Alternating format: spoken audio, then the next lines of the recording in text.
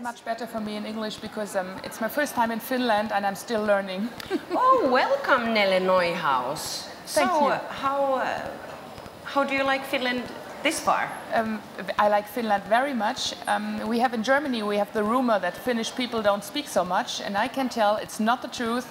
So we met so many very nice people, we were talking a lot, we were laughing a lot, and I guess, but I'm sure that we're coming back to Finland in summer. Nice to hear. Summer is nice. You're one of Germany's most widely read crime authors, thanks to your thrillers featuring the investigative duo of Oliver von Bodenstein and Pia Kirchhoff. Ooh. Very well pronounced. Thank you. I've been learning some Deutsch in my school period. So Snow White Must Die in English and Schneewittchen muss sterben has just been translated to Finnish. Lumikin on puoltava. Congratulations for being such a successful writer. Your books are read all over the world. How did the characters, if we start with Pia and Oliver, how were they born in your mind? It was the first time. I have to tell a little story about that, because when I started writing books, I was very small. I was always dreaming about being an author, but then I realized it's not so easy, so I didn't find a publisher, and I published them by myself. The first 3 books, sold them out of the trunk of my car. And when I started with the first crime novel with Oliver and Pia, I was thinking about, what do you like, Nele? What do you like to be with all the time when you're writing? And I was a big fan from Elizabeth George. And she has Inspector Lindley, the aristocratic guy, and Barbara Havers. And so I wanted to invent investigators, a male and a female one. Mm-hmm. And Pia is a little bit like me. She's my age, she likes horses, she likes the same food as I do. And so I felt really well with those both characters, and I like them a lot. And I didn't know that it's going to be a series one day.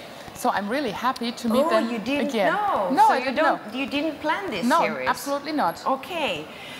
On your website, neleneuhaus.de, you can actually get to know Pia and Oliver much better by looking at their... You have done some interviews with Pia and Oliver. And we have a map with you can see the landscape where those people are really living. Yeah. And this is all the places in my books are realistic. So you can, whenever you travel to Germany, you can visit them and you can see all those places from my books. And that's what I really love about that. That's how we come into Altenhain. Yes. That's the village, and the village exists for real. Mm. But these horrible things that has happened and going to happen in the village are really terrible. How do the inhabitants in Altenheim has related to this? You have just taken the village and turned it into a quite terrible place. Yes, at first they were like, oh, there's Altenheim in a book, and then the first people read this book and it was fantastic. They were talking to me like, did you mean my neighbor? So they were thinking they were real persons, but the characters in my book are just fantasy. So the places exist in reality, but I really hope that people like this do not live in Altenheim. Yeah, we really hope so, because let's talk about goodness of mankind, because you can't find that very much in this village, I think. There is a lot of envy, a lot of betrayal, on a higher authority level as well as on a private microcosmos level. And as a reader, you really get the feeling that people aren't very good or well-meaning. What is your message concerning goodness of mankind? Or do you have any message? I don't know if I really have a message. I want to, with my books, I want to bring people up to reading just to forget their average day life. But I guess that most of the people have a really dark side inside. They don't show. And this is an example for this. Tobias coming back after 10 years in prison, sentenced for the murder of 2 girls. And this is his hometown, and his parents suffered so much. And I think this is Yes, it's a description of how people are all over the world in the small villages where everybody knows each other for years and years. And it's my own experience when I came to a small village where my ex-husband was living, and I was like, oh, everybody knows each other, everybody likes each other, it's so great. And then I discovered that it's absolutely not like this. So everybody is a kind of, I'm sorry, but I don't have the word sometimes in English. Don't worry, no. Everybody is really, yes, keeping the secrets and doing everything not to be discovered. And I guess this book is not so far from reality. I fear it is might be the truth. Yeah, in somehow, kind on some level, we are all a bit weak, I think. Let's talk about moral and ethics. I don't know, you must have had put a lot of time in thinking about that during writing this stuff, and it deals with a big and painful fact that the justice system isn't always so. We can't always depend on that. Yes, it's not so easy. Or depend on that, and it's not always the same as the truth, and it can be manipulated, and it might fail as well, and innocent people can be sentenced for something they maybe did not do. Yes. And you are really helpless with this because there are a lot of rumors, and in this book it is the big problem that they never found the dead bodies. And again, I don't have the words. So say in German. The jury, oh really? The jury had to rely on the facts, but they didn't have a proof. And so you're really, you're helpless. And then you sit in jail, sit there for 10 years. And the problem was that Tobias couldn't remember what he have done. And he knows that he was arguing with his girls. And I was thinking about that and thinking, what can you do when you do not remember? It's a big problem. It's very fascinating because the murderer, or maybe the murderer, doesn't even know if he's a murderer or not. Yes, that's a big problem. And everybody knows that he was guilty because he has blood on his hands and he was there at that time. And so he's, he sees that what he did destroyed the life of his parents. The parents are divorced. The restaurant of his father is closed.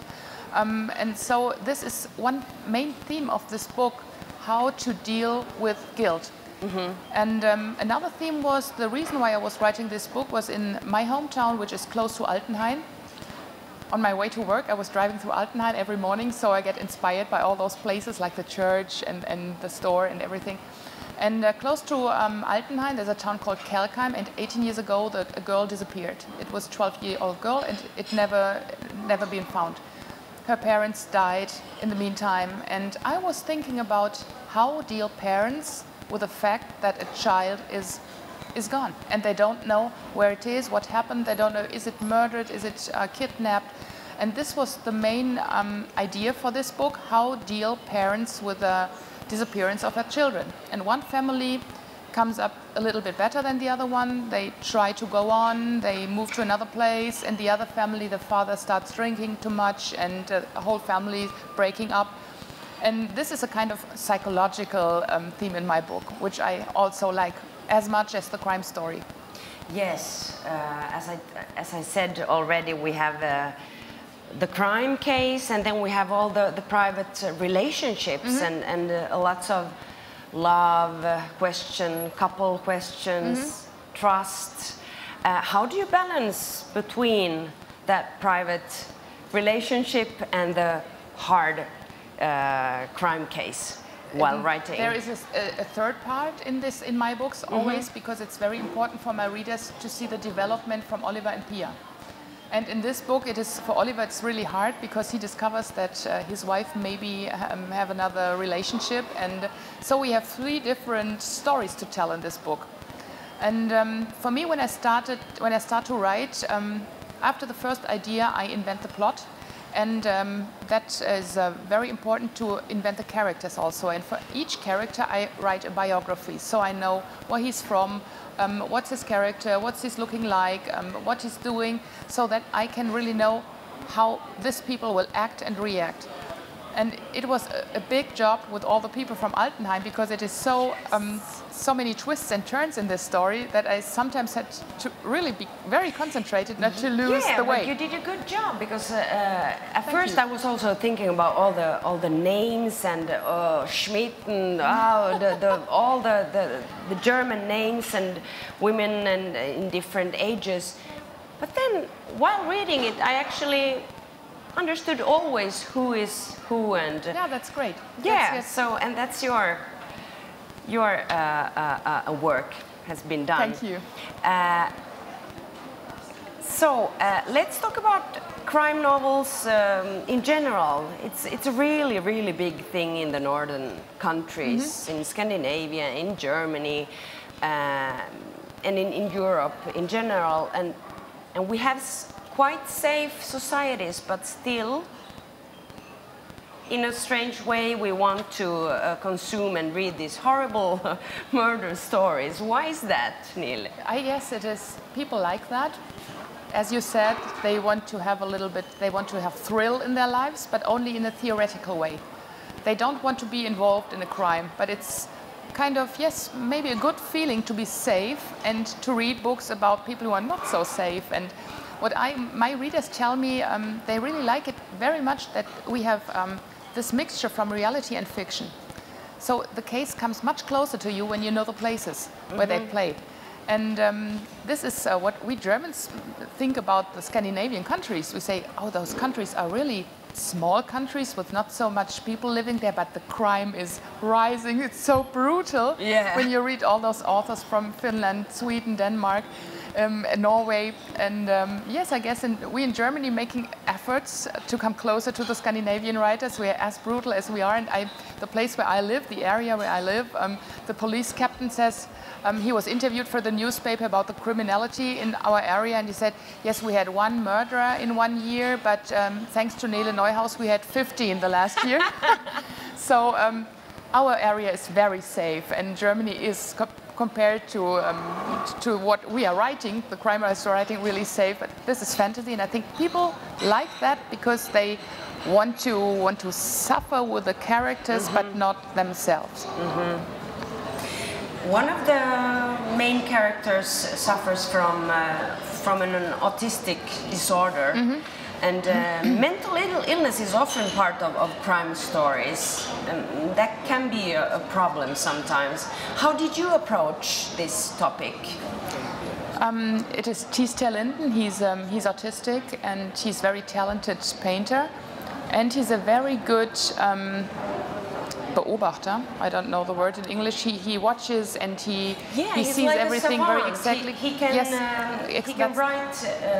He can paint the pictures, and he can see that like a photography in his head. And so he's a very good. How do you say that? Yeah, the police knows that he knows it, but he can't tell them. So he had to show it. He has to show it in another way, and that is really thrilling, the way he does it. And Thies and his brother are victims. They are as victims as the two killed girls, because their whole life, Thies' life, is really influenced by that what happened 10 years ago. And I don't want to talk too much. I don't want to spoil. No. We here. won't spoil. No, guys, you have to read this book too. As you can hear, there are a lot of characters in the book which are really intensive, and they are so different. There are this one girlfriend from Tobias from earlier times, which is a big, very well-known actress in Germany right now, and she's coming back to Altenheim also, and the reader has to wonder why she does it, because she can be in the whole big world, so why does she come back to Altenheim? Does she love Tobias, or what is up to her? And so I guess there are a lot of interesting people beside the crime story, and I hope that a lot of Finnish readers will be curious to know more about that. I think so, and every time when you read this, you think that, okay, the mystery is solved. Okay, now I understand who it is. And then a few pages and you're lost again. So it wasn't a close here. What's happening next? So it's really Thank well you very read. much. That's well great to hear. written. Yeah. Let's talk about, as I already said, the crime stories are the big new black or the old black in the northern countries, and so are the TV series. And 6 of your books, am I right? Yes, you're right. About Pia and Oliver have turned into movies, right? German movies. Can you feel the competition with the visual media as a writer? Do you feel that you have to pull the stories, put the stories in visual? Not really. I think that it's difficult. On the one hand, it's a big honor when the ZDF, the German television station, is going to make a film out of my books. On the other hand, as an author, it hurts sometimes because the scripts are completely different than the books. I can understand that it's a 90-minute. You can't put 530 pages into 19 minutes. So I say it is okay. A lot of people are not readers. I don't understand why, but there are still people not reading books. That's strange, I would say. And People, you should read yes. books. Yeah, I think people in here won't understand people who don't read, so that's the wrong address.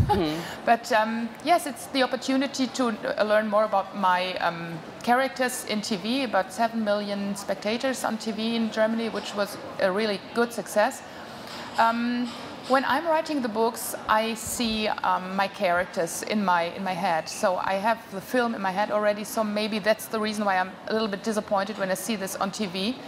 But what happened to me is, when I was writing the next book, I saw all those actors and not my original characters, and that was not always good.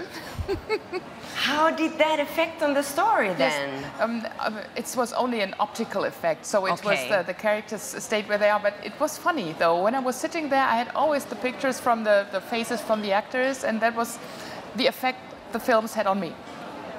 Finally, I would like to hear a little bit about the other kind of books that you write. You just don't do these crime stories, you also write horse stories for children, books, young adult girls and horses and ponies. Yes. And tell us a little bit about that. Yeah, that's the reason why I'm writing this book and love writing this book, is that I was a pony girl. So I started writing when I was horseback riding when I was 11 years old, and the first stories I wrote down in my exercise book with my pencil were stories about horses and girls and all the adventures. And right now I'm writing 2 different series about girls and horses, and what I like about that is that they are very realistic. It's not like a girl comes to a pony club, never sat on a horse, and 2 weeks later she wins the big competition. So it is like real life, and it's a little bit love and all the things young people go through in the age of 13, 14 years. And yes, and the girls really love this book, and they write, they put all the emotions in the guest book from my website, and it's so great to communicate with them. Yes, I think it's a great thing to combine writing and the horses, and so this is a kind of good paid hobby for me. Thank you so much, Nele, for thank you. This interview, and we hope you like your stay in Finland. Yes, I do. Thank you very much. Thank you.